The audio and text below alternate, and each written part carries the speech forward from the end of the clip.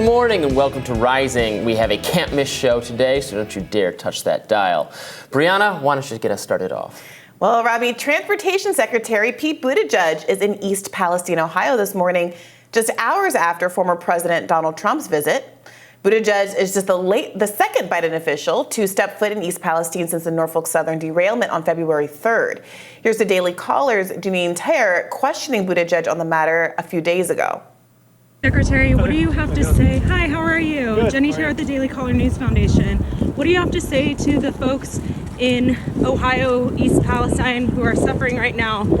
Well, I'd refer you to about a dozen interviews I've given today, and if you'd like to arrange a conversation, be sure to reach out to our press office, but I'm not going to have that conversation with you. Just walking down the street. You don't have a message for them? I do, and I shared it with the press many times today. I'd refer you to those comments. Would you mind sharing it with us? No, I'm going to refer you to the comments that I made to the press because right now I'm taking some personal time and I'm walking down the street. Are you going down there? What's that? Are you going down there at all? Yeah, I am. When are you going?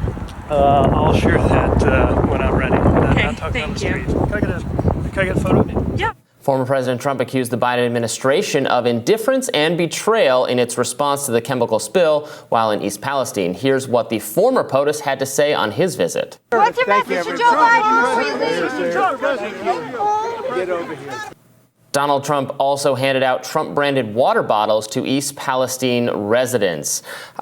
Look, I think this is probably a really good PR move for Donald Trump. I think he's in his element a little bit. There was another clip, actually, I wanted to play of him at a McDonald's, speaking from the heart, saying that he knows McDonald's. He says he knows the menu better than you guys do, and he bought McDonald's for the firemen and so on. Let's play some of that.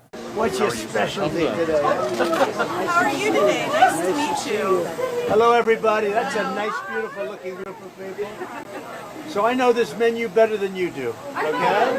I probably know it better than anybody in here. So yeah, he's in his element. A man who's known to have a golden toilet and a golden escalator isn't necessarily renowned for his ability to connect with the people per se, at least relate personally to what the people have gone through. However, as someone who also is famously very into McDonald's, this was like the perfect way for him to bridge that economic divide. And look, it was incredibly good optics. At the Biden administration, officials in the Biden administration or Biden himself had ample time to figure out how to get some representative to East Palestine. People have been calling for it. It seems like an easy win. And for former President Donald Trump to be able to show up before anybody from the Biden administration and to also come with, frankly, branded supplies in a very Trumpian move, it's a really strong optical move for him. Yeah, maybe maybe he's being undercounted a little bit. I've been saying it. Yeah, you have been saying it. He's still got some juice in the tank. Absolutely. And let's keep in mind, this was a heavily Trump district. That's how they voted. So maybe the Biden administration was thinking it's not worth sending somebody there. They're not going to get that same kind of warm reception. But of course, your job as president isn't to be president just of the districts that voted for you, just of the parts of the country that voted for you. So even if there may not have been people lined up down the street to greet Joe Biden in the same way that they did Donald Trump, someone needed to be there because in the void, Donald Trump looks like the person who cares about this community, like the person who's more responsive, even without the resources of the entire Biden's in Europe. Government. Biden's in Europe right now. The contrast is even greater because he's there doing, Ukraine anniversary stuff instead of worried about the domestic issues. And should Ron DeSantis book a flight? I mean, at this point, here's the thing. Timing matters. So everyone who does it now looks like a Johnny-come-lately, including Buttigieg. I mean, the timing of the Buttigieg visit feels extremely like a cope, as the kids say. Like it's doing it to save face following how successful Donald Trump's visit was. I mean, it really did look like some kind of like a presidential type procession, as much as what something, it can look like that in a small town with 5,000 people or whatever. He clearly did not love being asked about this in that clip we played of the Daily Caller reporter interviewing him or attempting to interview him.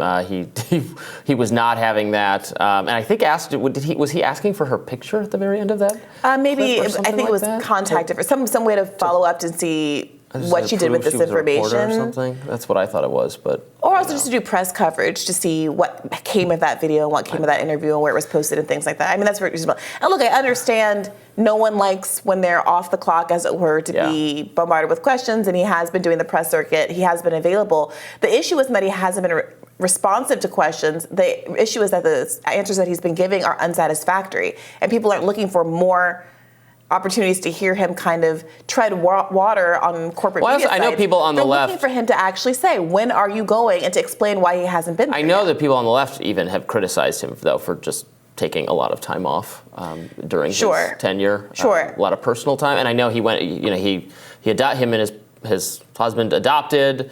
I think the babies had serious health problems, so that's sad, and that's obviously very difficult. He wrote about that, but there's a national emergency going on several fronts having to do with transportation. Yeah, and it is worth saying there has been a tone to some of the criticism of Pete Buttigieg, and I say this as someone who very much is not a fan of the man's politics and thinks he was one of the worst for the left candidates in the Democratic primary race of 2020. No love lost there. There was a tone to some of the commentary, especially in some of the segments Tucker Carlson has done, where there was a choice to use graphics of him and his husband, him on a swing, that seemed to be not verbally, but in terms of imagery, mirroring a critique of him or imagery of him as a gay man with some of the substantive critique of him as a politician that I find to be very distasteful and absolutely do not support. And it's a shame because some of the substantive criticism is very substantive and is worth endorsing, but I have trouble doing it if it's being done in a way that seems to also be tacitly taking a hit at the fact that he is a gay man, he is a man taking paternity leave in a culture where there's all of this toxic, attack on masculinity. Rihanna can't be on a magazine cover with her husband if she's in front of him because it means it's the end of manhood. Well, again, I don't think the criticism of him for taking paternity leave is.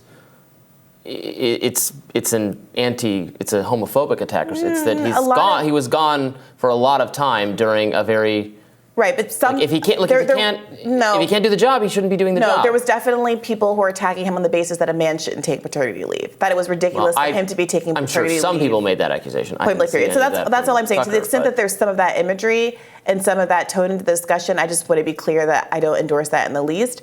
However, I think that ultimately he is right to be criticized for doing what was an easy layup. People who wanted him to snap his fingers and solve inflation or some of the supply chain issues that were happening during COVID, maybe that was more unrealistic. There are a lot of factors at play. There was a global crisis, et cetera. But him simply getting on a plane and taking an hour flight to Ohio, that's completely on him.